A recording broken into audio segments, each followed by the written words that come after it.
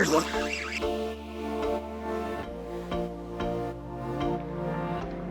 There's a fish. That's a redfish right there. Oh, no, no, stop it. Oh, get away from these docks, dude. That just got knocked out of the water. It's still on it. Look at it, just smacking it up. Yes, fat girl. Solid sea trout. Woo! Solid red, and look how beautiful it is. Look at those colors. Good morning, y'all. It's Corey with Current Angling. Another gray day here, overcast, but I'm super excited about it because I'm gonna be targeting speckled sea trout. This is November, on a perfect day for it. Local kayak club. Every year we host about it's a month and a half long, biggest trout, and then the proceeds go for Toys for Tots charity, which is perfect because I'm a Marine, so I want to go out there and find some big sea trout today. Unlike last trip, I've got my net, thankfully. There we go. That's a good fish. Oh my gosh. 1, 2, 3, lift. No! I need my net. So I'm learning slowly, but I'm learning. Let's get after it. Start throwing this spook around. This right here is a heddon super spook junior. It's I think it's like 4 inches or something like that. Just a little torpedo. It's just gonna call that walking the dog, back and forth, and then you give it some pauses and wait for a trout or something to blow up on it. You don't set the hook until you feel the weight. Otherwise, you're just pulling it away from the mouth. So if you guys can see that, it's just swimming back and forth, back and forth, back and forth. Right now, it's a high tide, so I'm going to be fishing the grass line as much as I can. That's where these sea trout are going to be. There's a few things you want to look for when you're looking for a speckled sea trout.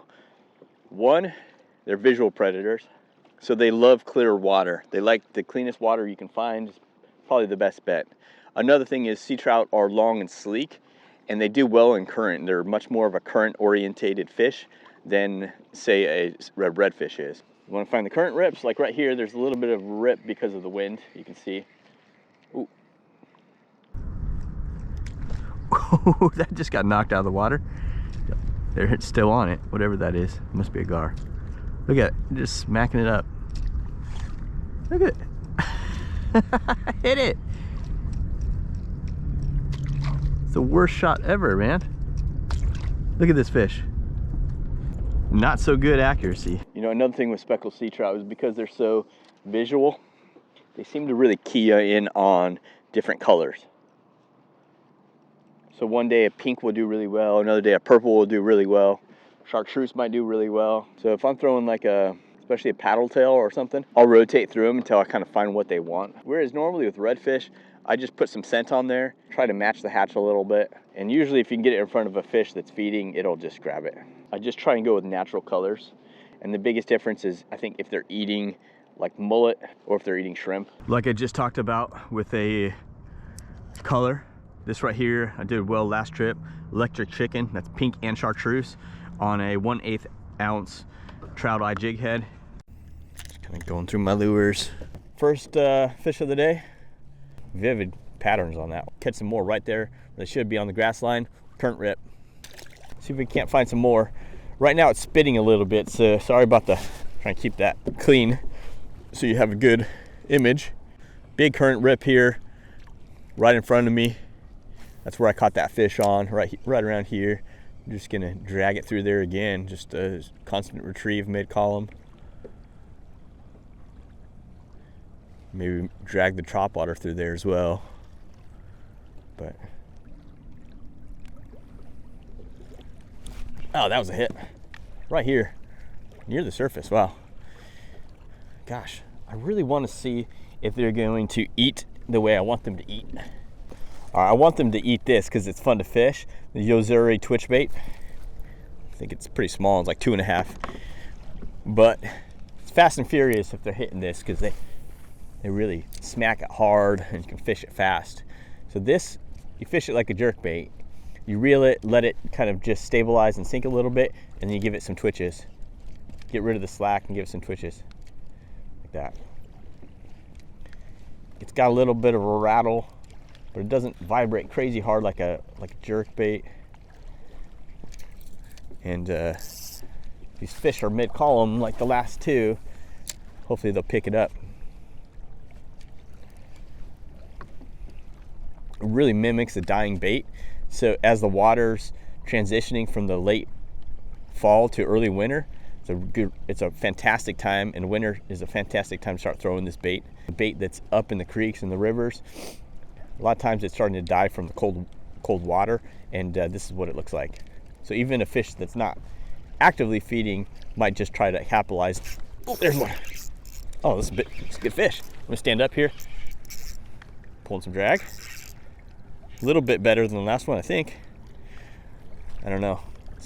I'm gonna grab my net, this fish, but good start. I'm happy that they're hitting this. This is a perfect day for trout. This might be a bluefish.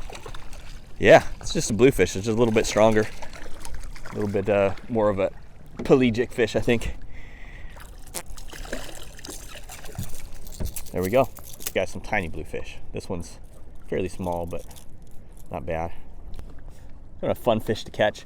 They've got a row full of just nasty teeth, but you can see them in there. Oily fish. Probably good shark bait. If I can't pick up a trout on it. I was hoping that was a trout. I'm pretty far inshore, so we don't get a lot of large bluefish. That size and maybe a little bit bigger is really what we get. There's a hit. Something's pecking at it here. There's a fish. No, trout, I think. Yep, a trout.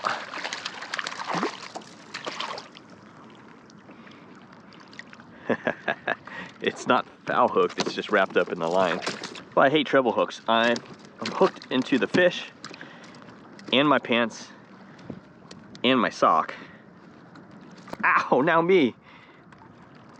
All right, I'm gonna narrate my retrieve here a little bit so y'all follow along. Cast it out there. It has a pretty slow rate of fall, ROF they call it. So we're gonna let it fall. Couple twitches. Kind of reeling down the slack. Twitch again, reel down that slack. We're just a dying bait fish. There's a good fish. At least that was a hard hit. These trout are loving this today. Fantastic day. All right. Try not to get this one on my socks. I usually wet my hands, but my hands are just kind of staying wet today. I feel like wet and slimy. All right. If you haven't already, please subscribe to my channel and go ahead and like and leave me a comment, interact. It really helps me out, and it's a great way you can support me out here. As always, thank you. Let's keep fishing.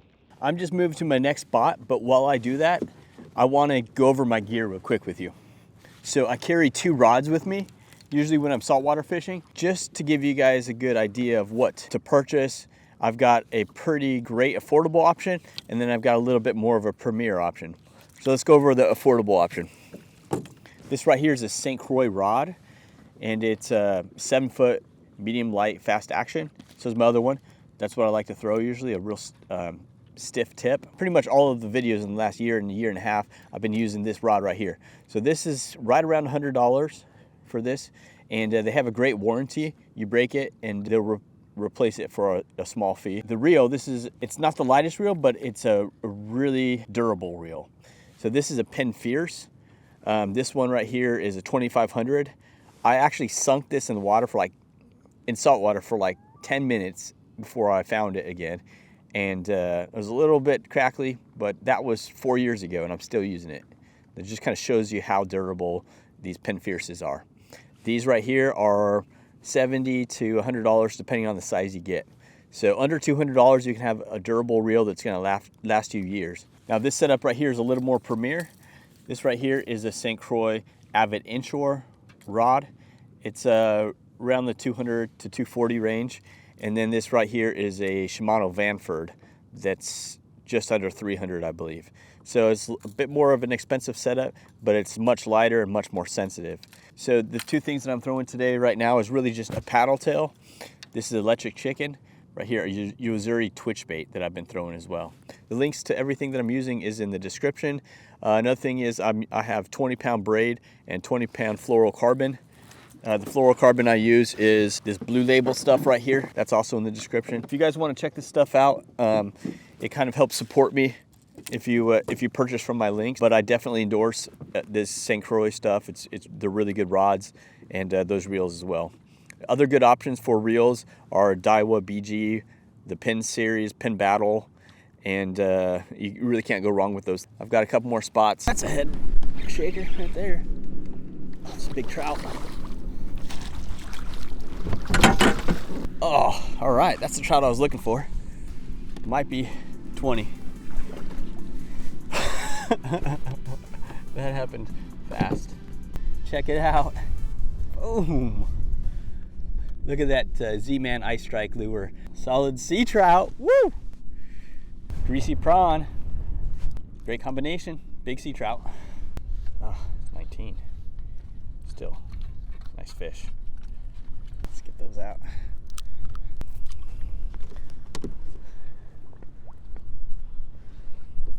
So the wind is coming this way and the current is, I think, going that way still, but it's about to change, or it's topped off. But because the wind is pushing over this mound, this oyster here in the middle, I think this is the better side to be fishing right now.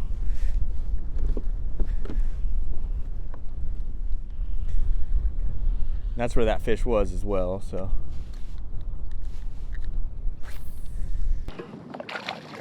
Another good one. Not as big. But the same general thing.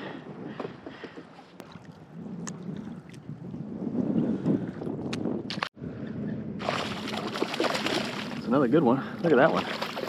Didn't even fight, but it's a good one. Check it out. Here we go. 1, 2, 3, and in the net. Man. Gotta be careful here. I'm wrapped around the tip a bit. So that's another good one. That's probably 16, 17 inches.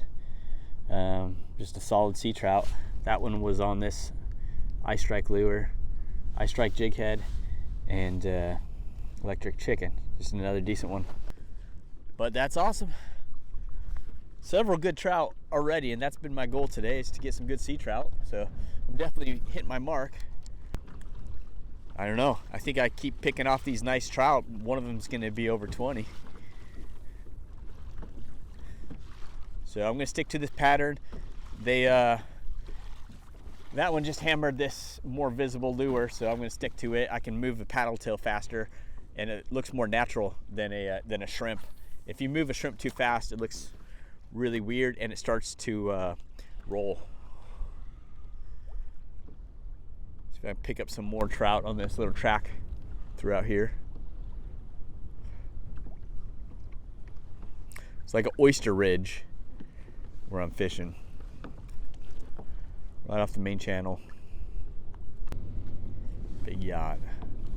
I was like, oh man, didn't hit it, didn't commit to it. But right here and pretty high up in the column, I just had a good smack. As it was coming up off the bottom towards my boat, something just hit it.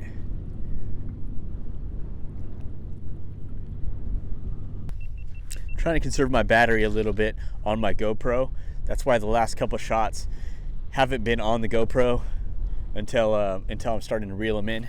All right, so I moved myself off of the main river, and now I'm going up a creek, and the tide is starting to fall just a little bit, and it's actually pretty protected in here.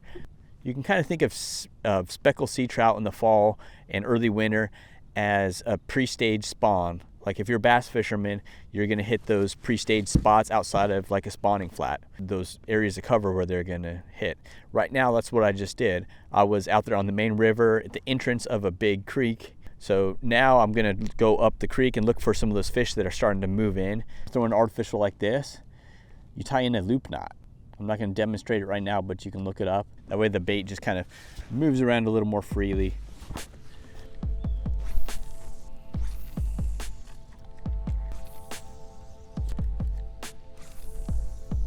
I'm just kind of working the mouth of this creek here. Here's another trout.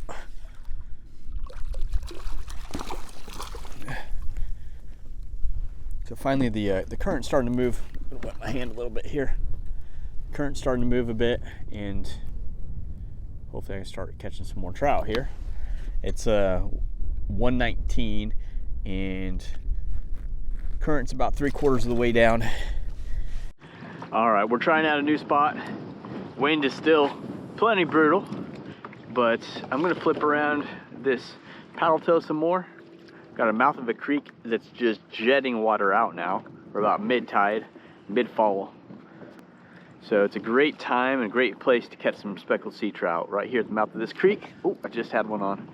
The water's pretty clear coming out as well, which is a good thing. Surprisingly, nothing at the mouth of this creek. There's one, right when I said it. Like I said, the trusty paddle tail. Ugh. Super bright. Pretty cold. Little guy. But a fish. So right now I'm going down a row of docks. The tide is near the base of the grass and still falling. If I'm gonna catch a redfish this trip, this is gonna be the time that I do it. Just constantly casting to the grass line and missing a fish right there. All right, so a tide like this where the water's either incoming or falling, but it's right at the base of the grass, kind of a mid-tide. I really like to go right here parallel with the bank. It's even better if you're parallel with the bank going into the current, because then you can maneuver really well and you're working the bait in the right direction with the current. Tighten my drag too because I'm around these docks.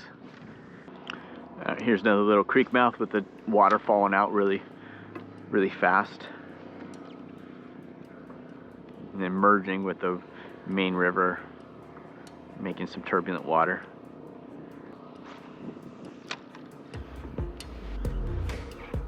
There's fish right there.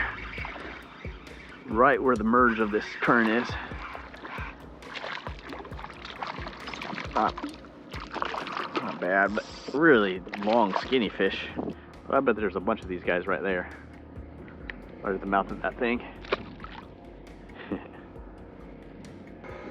All right, I love these gray days. Yet another really nice trout. Not a monster, but a good one. 3 16-inch, between 16 and 20. So not a bad day. Check out the mouth, he's got one fang. Send it back again.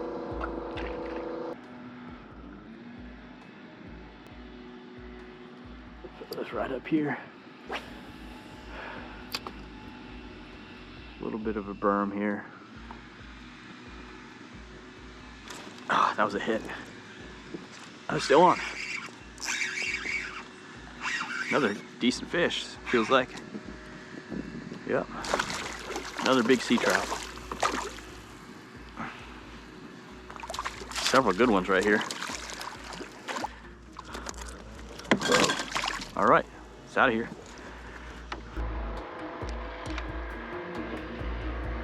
So I grew up in Arizona and I was so cautious when I moved out here, just of the salt water and what I was gonna catch. Coming out here just from the Arizona desert and seeing all the water, it was just so fascinating. I've been able to learn a good bit. I don't know everything, but I do like sharing what I do know with y'all. Not long ago, I was that person that wasn't quite sure what to use. When I first bought my gear, you know, I even bought the wrong kind of gear. I had a rod that was way too heavy and a reel. It was like 4500 series. It was good for sinking bait for bigger stuff, but not good for flipping around like this. There's a fish. That's a redfish right there. Oh no, no, stop it. Oh, that's a big one. I gotta get here in the middle. This is a big fish. Oh, get away from these docks, dude. Big freaking redfish. Look how big this fish is. It's a good one, and he's sideways here. Oh, I don't like my line all wrapped around him like that. All right, I'm gonna try to scoop this fish up. Tangled here. It's a really nice redfish. This would be nice to grab. And he's in the net. That's how you scoop them. That's how it's done. It's only a matter of time. At a tide like this, you keep pounding that grass line, you know, with just a paddle tail lure. I prefer the Z-Man, but you're gonna hit these redfish. They're just on the bank feeding, and this time of year they're fat from all that feeding. I mean, this is just like a chunky monkey of a redfish. I'm glad I was able to stop him. I put a lot of pressure on this fish, but he is freaking thick. Y'all, look how thick this boy is. It's a freaking football. Jeez. This just fell out of his mouth. Check it out. That's all I'm using. Just that Z-Man lure. I mean, it's not the longest fish, but it's a solid red. And look how beautiful it is. Look at those colors. It's just awesome. So, if they really need a good revive, I'll put the fish lips on their mouth and I'll troll them around forward. But that fish had lots of energy. What I was gonna say is I like to just hold on to their tail a little bit and just move them around until they have enough strength that they can kick out of my hand. But that fish was super strong. I was able to stop that fish really quick, and I'm only using 20-pound mainline braid, and then, so this is a Power Pro 20-pound, and then this is a 20-pound fluorocarbon. But I'm using good knots, good uni to uni connection knot, and a solid loop knot, and trusting my gear enough that I'm able to put a lot of pressure on that thing. And going back to what I was saying about when I first started, you know, I was using some gear that was just too big. Usually I'm either 1/8, or if there's a higher tide and I need to get down a little bit, I'm gonna go to the 3/16. I rarely use any bigger because I'm fishing less than 5 feet of water. So if you feel like you're getting something out of these videos, please like and subscribe. I'm going to continue with more informative content as I go and kind of cover the different seasons. As always, thank you guys for watching. Hope that's been a fun day. We pretty much met our goal in catching a lot of nice size speckled sea trout, and then we finished it off with a beautiful, nice red fish. So if you haven't already, go check out my other videos right here, and I'll see you there.